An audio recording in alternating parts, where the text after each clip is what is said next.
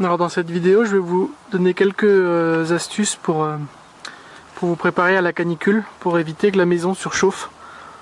Donc évidemment, côté ensoleillé, là on est sud-sud-est, il faut fermer les volets, parce que ça fait de la chaleur qui rentrera pas par les vitres, ça fera pas effet de serre.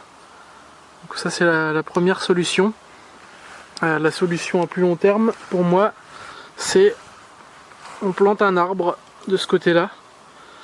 Alors c'est un peu délicat parce que il faut un arbre qui pousse assez haut pour faire de l'ombre à une bonne partie de la façade. En même temps, il ne faut pas que ce soit un arbre qui pousse trop vite, qui soit fragile, parce qu'on parle de l'installer près de la maison et il y a toujours un risque de dommage si ça tombe à cause du vent, à cause de la tempête. Donc moi j'ai choisi un frêne, et c'est un frêne à fleurs. Donc je crois que c'est... Je vous mettrai le nom latin, là je m'en rappelle plus. C'est un frêne qui déjà il n'a pas la maladie des frênes communs en France. Donc il va pas mourir dans 2 ans. Et puis c'est un frêne qui est assez ornemental parce qu'il fait des belles fleurs blanches. Donc voilà, ça c'est une première idée. Alors vous pouvez voir que y a pas mal de béton et de carrelage autour de ma maison. C'est les anciens propriétaires qui préféraient avoir moins de désherbage à faire, moins d'entretien. Je peux les comprendre, mais ça a un énorme inconvénient, c'est que c'est rocheux, et sur du rocher ça surchauffe de 10-20 degrés facilement en plein soleil. Donc ça fait un environnement très chaud. Alors il faut pas exagérer, ici il y a 2 mètres, de ce côté là il y a une petite centaine de mètres carrés ou moins, non beaucoup moins que ça, 50 mètres carrés, et il y a beaucoup d'arbres, de végétation dans mon coin. C'est une maison isolée au milieu d'une prairie, donc c'est pas trop grave, mais ça vaut quand même le coup d'ombrager toutes les surfaces bétonnées. Et là la technique qu'ils ont mis, c'est ils ont mis un mûrier. Donc c'est une de ces variétés stériles qui fait de l'ombre et qui fait pas de taches sur le béton, parce que ça fait pas de fruits.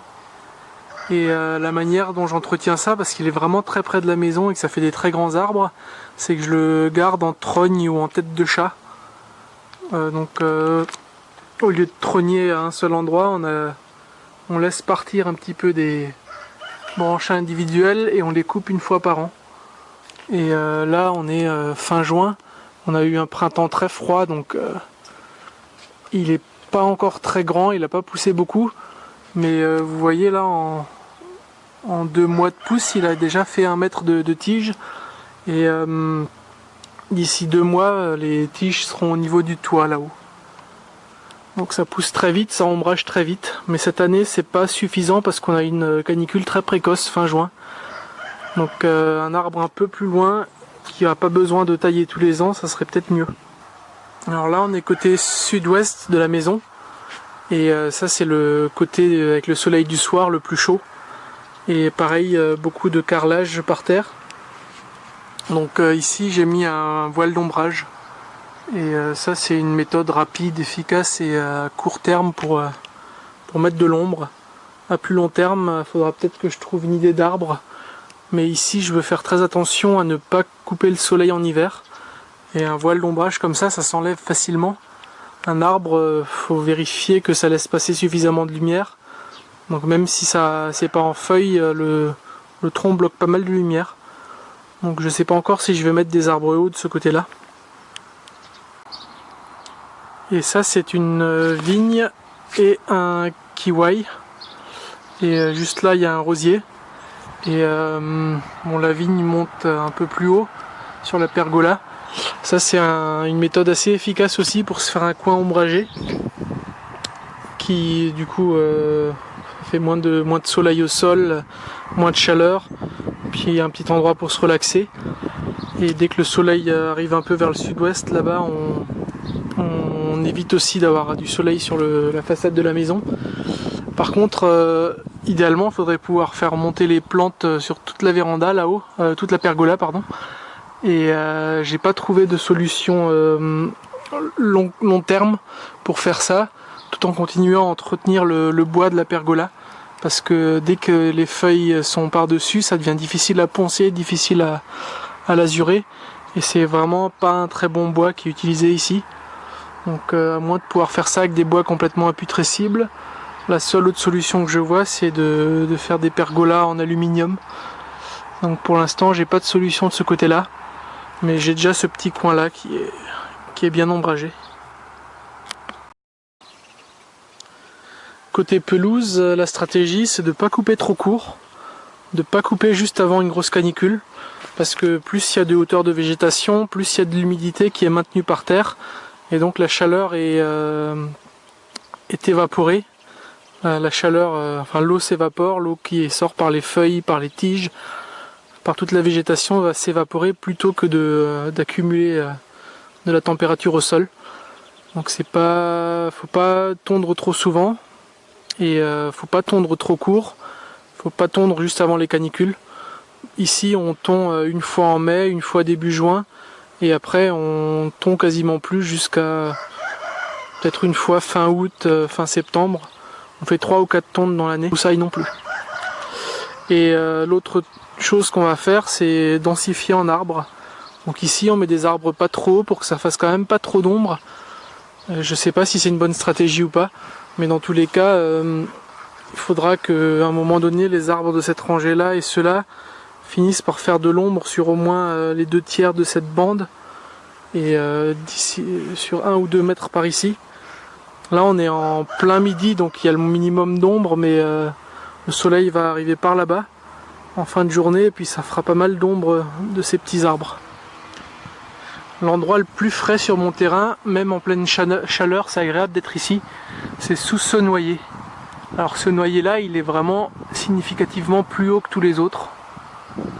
Là j'ai une rangée de 4 noyers. Et voilà, c'est sous cette rangée de noyers, il fait bon. Vous voyez que les animaux se réfugient aussi. Ils se réfugient là-bas. Et donc les arbres hauts, c'est encore ce qui se fait de mieux pour avoir un maximum d'ombre au sol et un maximum de fraîcheur. Donc les arbres, en plus de faire de l'ombre, vont pomper beaucoup d'eau dans le sol, surtout sur un terrain humide comme le mien. Et ça va s'évaporer sur toute cette surface de feuilles. Et l'évaporation de l'eau, ça capte beaucoup de chaleur. Oui, ça va capturer de la chaleur pour changer la phase de l'eau, plutôt que d'élever la température. Il y a évidemment les plans d'eau aussi pour refroidir une zone. Bon, là on est loin de la maison, donc ça va pas avoir un effet très, très important. Mais là c'est une mare qui doit faire 6 mètres sur 3 mètres à peu près. Donc ça fait 18 mètres carrés d'eau qui fait une grosse masse thermique qui à la fois protège du chaud et du froid dans toute cette zone. Il y a un peu moins de gel ici et un peu moins de...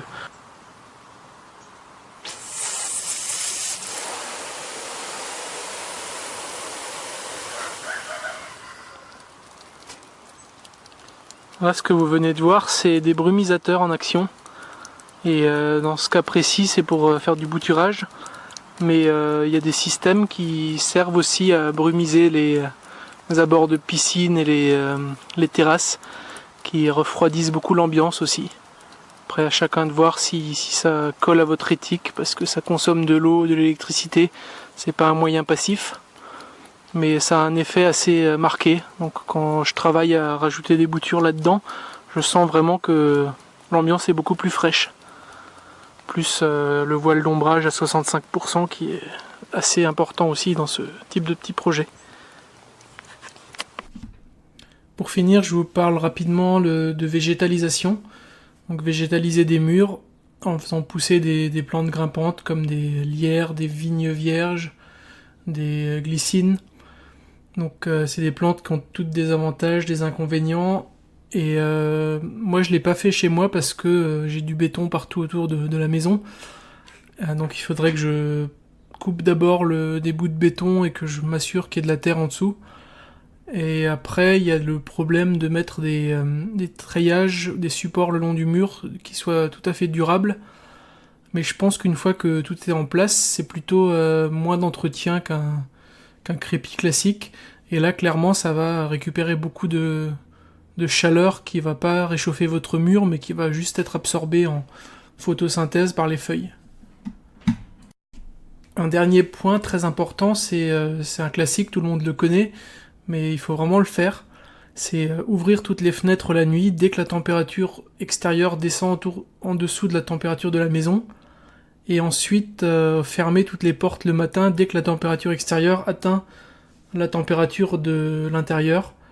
Et après, il faut se discipliner à garder les portes bien fermées, les fenêtres bien fermées. Des fois, on aimerait bien avoir le petit courant d'air qui donne l'impression que ça rafraîchit, mais en fait, ça rafraîchit votre peau parce que vous avez un peu de sueur et que ça fait évaporer la sueur, mais en même temps, ça fait monter en température tous les murs intérieurs de votre maison.